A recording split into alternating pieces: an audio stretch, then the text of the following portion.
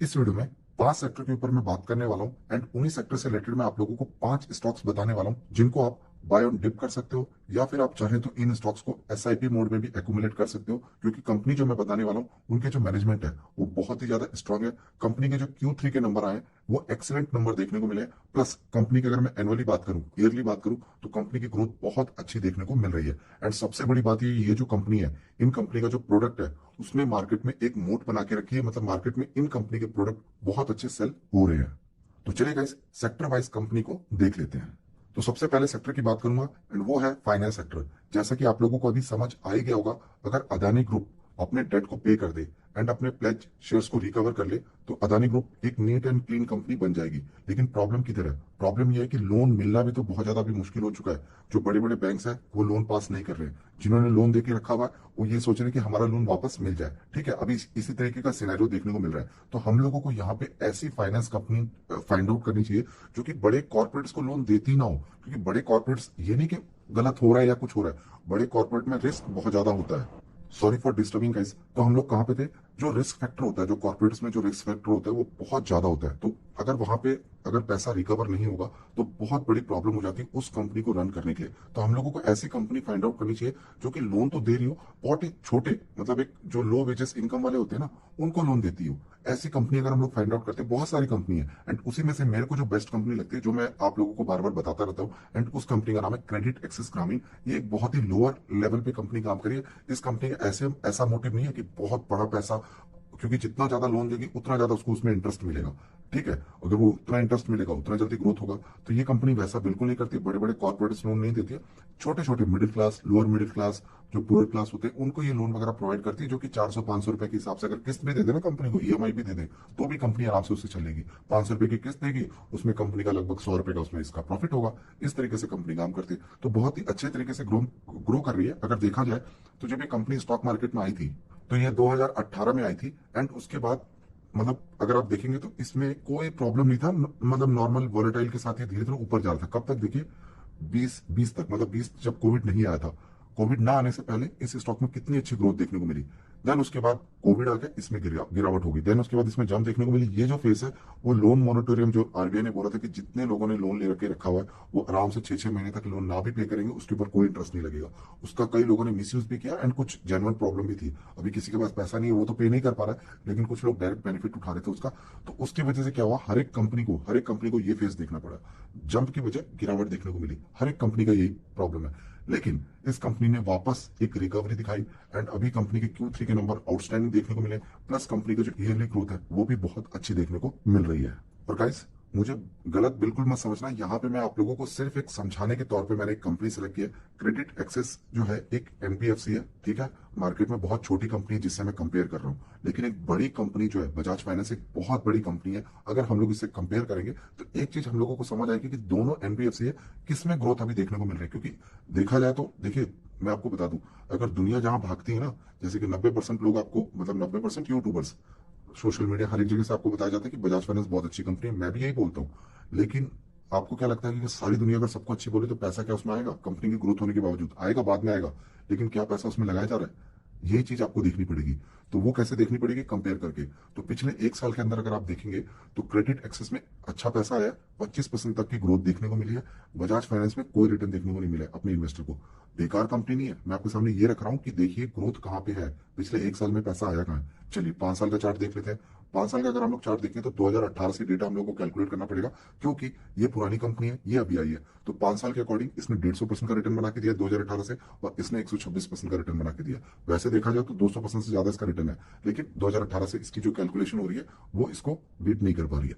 तो कहने का मतलब ये कि क्रेडिट एक्सेस जो है वो अभी रेडार पे है। एंड मुझे लगता है कि अगर आप एनबीएफसी में क्रेडिट एक्सेस को अपने रेडार पे रखते हो तो ज्यादा अच्छा रिटर्न आप आने वाले टाइम पे कमा लोगे, क्योंकि इसका जो मार्केट साइज है वो 15,000 करोड़ का है और इसका 2 लाख करोड़ से ऊपर है।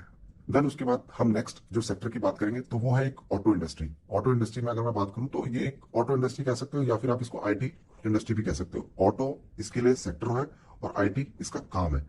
तो ऑटो सेक्टर में ये कोई प्रोडक्ट नहीं बनाती है, ये बेसिकली सॉफ्टवेयर डिजाइन से रिलेटेड काम करती है, उसके ऊपर काम करती है। ऑटो इंडस्ट्री को अपनी सर्विसेज वगैरह देती है।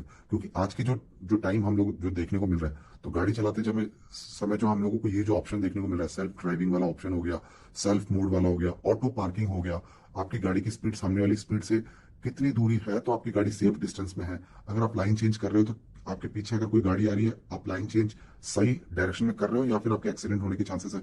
बहुत तरह की गाड़ी चलाने में बहुत सारे रूल होते हैं जो ये कंपनी पूरा जो है ऑटोमेशन पे करती है। ये नहीं कि उसको कोई ह्यूमन करेगा तो ही वो चलेगा, नहीं, वो सारी चीजें ऑटोमेटेड ये कंपनी काम करे। और इसकी रिक्वायरमेंट इतनी तेजी से हो रही है, वो आप इस कंपनी के रिटर्न से आप देखिए कि हर दिन जंप ही देखने को मिल रहा है। 800 के लेवल को इतना इजी ब्रेक किया है, पिछले एक महीने के अंदर 13% तक की रिकवरी है। पिछले एक साल के अंदर लगभग इस स्टॉक में 34% तक की रिटर्न मिला हुआ है। पिछले 5 साल के अंदर 650% का रिटर्न है। नाम है कंपनी का केपीआईटी, और ज्यादा पुरानी कंपनी नहीं है, 2019 में ये तब से लेके 650% तक का रिटर्न इन्वेस्टर एंजॉय कर रहे हैं। एंड मुझे ऐसा लगता है ये जो इन्वेस्टर है ये और भी इस कंपनी से पैसा बनाने वाले हैं, बड़े बड़े क्लाइंट्स को लेकर आगे बढ़ रही है और हमारे फ्यूचर के ऊपर ये कंपनी काम करी। मुझे ऐसा लगता है कि आज के रेट में अगर हम गाड़ी हाथ स्टेयरिंग से चला रहे हैं, वो आने वाले टाइम की स्टेयरिंग जो अभी आप ये कह सकते हो कि डेवलपमेंट है, अभी ऐसा नहीं कि पूरा सक्सेस हो गया, क्योंकि टेस्ला में एक दो गाड़ियों में कंप्लेन भी देखने को मिली कि जो ऑटोनोमस है वो थोड़ा सा फायदे वाला नहीं हुआ, वो नुकसान हो गया। लेकिन क्या आपको लगता है कि एक नुकसान की वजह से कंपनियां रुक जाएंगी? आपको लगता है कि ऑटोनोमस काम नहीं होगा? देखिए, जब एक नेगेटिविटी आती है, जब कोई फेल होता है, तो वहां पे उसको वापस उस फेल को आइडेंटिफाई करके फिक्स किया जाता है कि भाई ठीक है, ये प्रॉब्लम नहीं आएगी। तो केपीआईटी अपकमिंग फ्यूचर एक ह्यूज ग्रोथ वाली कंपनी है, सिर्फ ऑटो इंडस्ट्री, सिर्फ एक कोर के ऊपर फोकस कर रही है। मैं एक चीज और बताना चाहूंगा, कुछ कंपनीज होती है जैसे हम बोलते हैं डाइवर्सिफाई, बहुत अच्छी चीज है, लेकिन अगर एक कंपनी अपने कोर पे फोकस करे ना तो बहुत ऊपर निकल जाती है। तो केपीआईटी सिर्फ ऑटो सेक्टर के ऊपर फोकस कर रही है एंड सारी चीजें ऑटोनोमस के ऊपर है। गाड़ी के ऊपर अगर कोई डिफॉल्ट हो जाता है, गाड़ी के टायर एक्सपायर हो रहे हैं, गाड़ी को सर्विस करवानी है, सारी चीजें ऑटोनोमस पे कंपनी काम कर रही है। खराब होता है तो उसको किस तरीके से गैराज में जाएगा तो फॉल्ट का पता चल जाएगा, वो सारी चीजें ऑटोनोमस, क्योंकि गाड़ी में इंडिकेशन आ जाता है ना कि आपकी गाड़ी में क्या प्रॉब्लम है। जैसे पेट्रोल लो होता है तो आपका जो रिजर्व में गाड़ी आ जाता है तो ऑरेंज लाइट जल जाता है। तो ये सारी चीजें क्या है, टेक्नोलॉजी बेस्ड है ना, उसी को और एडवांस लेवल पे कंपनी कर रही है। तो मुझे नहीं लगता केपीआईटी में भी हम लोग के पास कोई अल्टरनेट है। अल्टरनेट बहुत सारी है, मैं रिटर्न के अकॉर्डिंग बात करूँ तो बहुत सुपर कंपनी है, कोई इसमें बिंदास अगर आप चाहें तो इसको अपने पोर्टफोलियो में जगह दे सकते हैं। उसके बाद नेक्स्ट जो इंडस्ट्री है वो है ट्रेवल एंड टूरिज्म, मतलब घूमने फिरने वाला इंडस्ट्री है ये। अब यहाँ पे क्या हुआ कि कोविड-19 के बाद, जो कोविड-19 मतलब 20 में जब ये आया था, उसके बाद लोगों ने इतने फ्रस्ट्रेटेड हो गए थे, वो लोग घूमना दबा के घूमना स्टार्ट कर दिया। अभी लोग फॉरेन भी जा रहे हैं, इंडिया में भी घूमने फिरने वाला काम बहुत ही अच्छा चल रहा है। और उसमें जैसे कि अगर हम लोग बात करें तो इंडिया में काफी सारी ऐसी कंपनी है जो कि ट्रैवल एंड टूरिज्म से अपनी सर्विसेज रिलेटेड प्रोवाइड करती है। लेकिन मेरे पास जो कंपनी है, मुझे लगता है इसमें बिंदास होकर आप लोग आगे बढ़ सकते हो। उसमें जो कंपनी है उसका नाम है आईआरसीटीसी, मतलब टूर एंड ट्रैवल की अगर मैं बात करूं तो, जो कि अभी 650 पे स्टॉक जो है ट्रेड कर रहा है, और इसने अपने इन्वेस्टर को लगभग एक साल के अंदर कितना परसेंट का रिटर्न बना के दिया? 23% का नुकसान दिया है। लेकिन क्या इसने अपने पुराने शेयर होल्डर्स को नुकसान दिया? तो आंसर है नहीं। 316% तक का रिटर्न बना के दे चुकी है कंपनी। अगर देखिए, अगर मैं इस कंपनी की बात करूं जैसे कि मेक माई ट्रिप, अभी मेक माई ट्रिप भी है, ये भी टूर एंड ट्रैवल से रिलेटेड अपनी सर्विसेज देती है। इजी ट्रिप प्लानर भी अपनी टूर एंड ट्रैवल से रिलेटेड सर्विसेज वगैरह देती है, अच्छी खासी जम देखने को मिली है। यहाँ पे आईआरसीटीसी में क्या एडवांटेज है मैं वो आपको बताना चाहूंगा। आईआरसीटीसी में एडवांटेज ये है, अगर मान लीजिए आपने टिकट बुक करनी है तो आप किसी वेबसाइट को ओपन करते हो, इजी ट्रिप को ओपन करते हो, तो वहां पे जो टिकट की कॉस्ट होगी, फॉर एग्जांपल अगर आपको 100 रुपए वो टिकट का कॉस्ट अगर दिख रहा है, तो 30 रुपए एक मार्जिन होता है, उसमें 30 रुपए इजी ट्रिप के पास चला जाएगा, क्योंकि उस वेबसाइट से आप टिकट बुक कर रहे हो।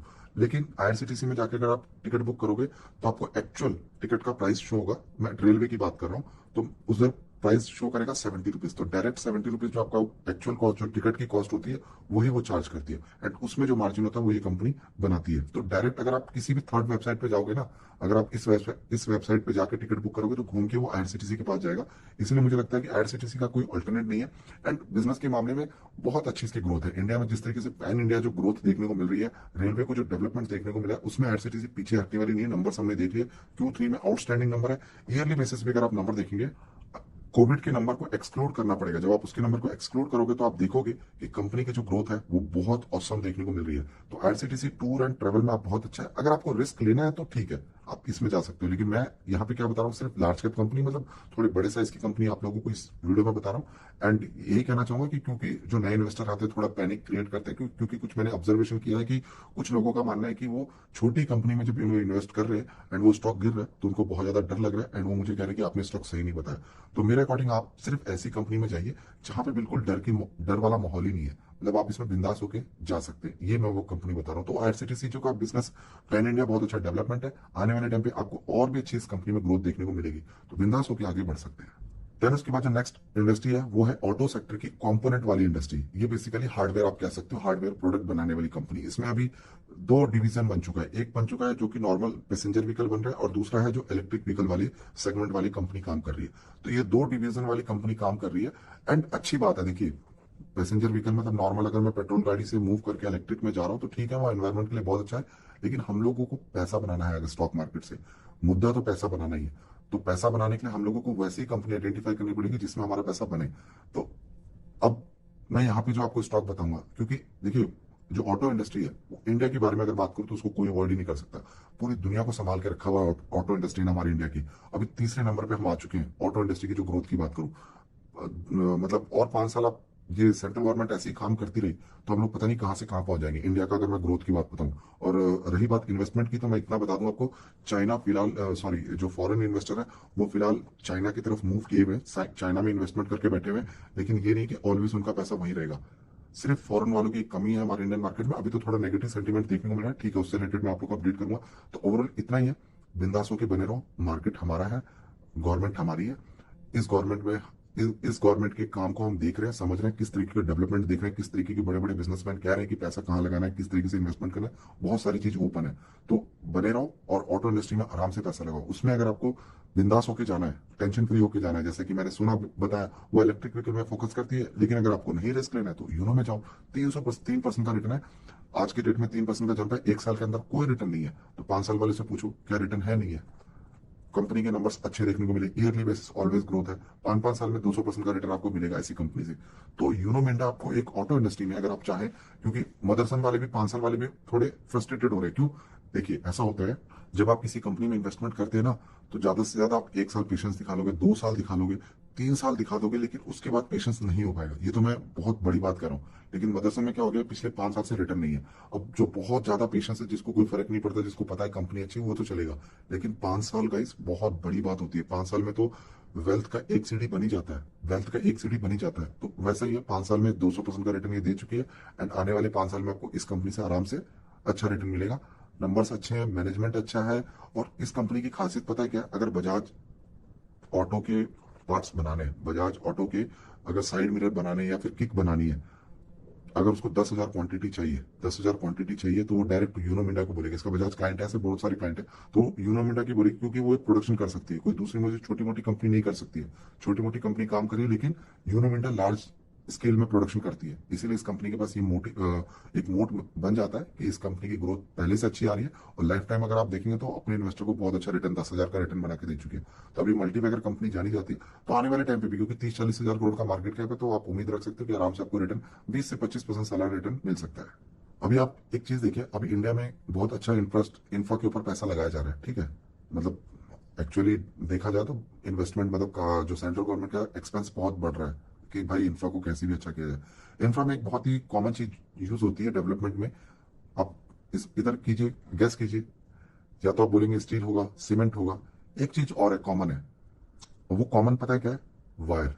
वायर आपका इंफ्रा में बहुत अच्छा यूज हो रहा है। और सबसे बड़ी बात, अगर मैं डेटा सेंटर की भी बात करूं, वहां पे भी वायर चाहिए। हमारे अर्थ के लिए, सॉरी, हमारे अगर इंटरनेट के लिए हमें केबल चाहिए, तो फाइबर केबल, वो भी इंटरनेट केबल भी हमें चाहिए, क्योंकि बिछानी पड़ती है, तो उसकी भी रिक्वायरमेंट केबल है। तो केबल जो है उसको आप बिल्कुल भी अवॉइड नहीं कर सकते। केबल वाला सेक्टर बहुत ही अच्छे तरीके से ग्रो कर रहा है। भले ही आपको किसी भी इंडस्ट्री में जाना हो, आप केबल वाली इंडस्ट्री को इग्नोर नहीं कर सकते। और भी जिस तरीके से मतलब ऑर्डर्स मिल रहे हैं इस कंपनी को, जैसे कि जिस तरीके का ये कंपनी काम कर रही है, आने वाले टाइम पे बहुत अच्छा रिटर्न बना के देगी, क्योंकि इसके पास बहुत बड़े बड़े क्लाइंट है। और इसका नाम है पॉलीकैब।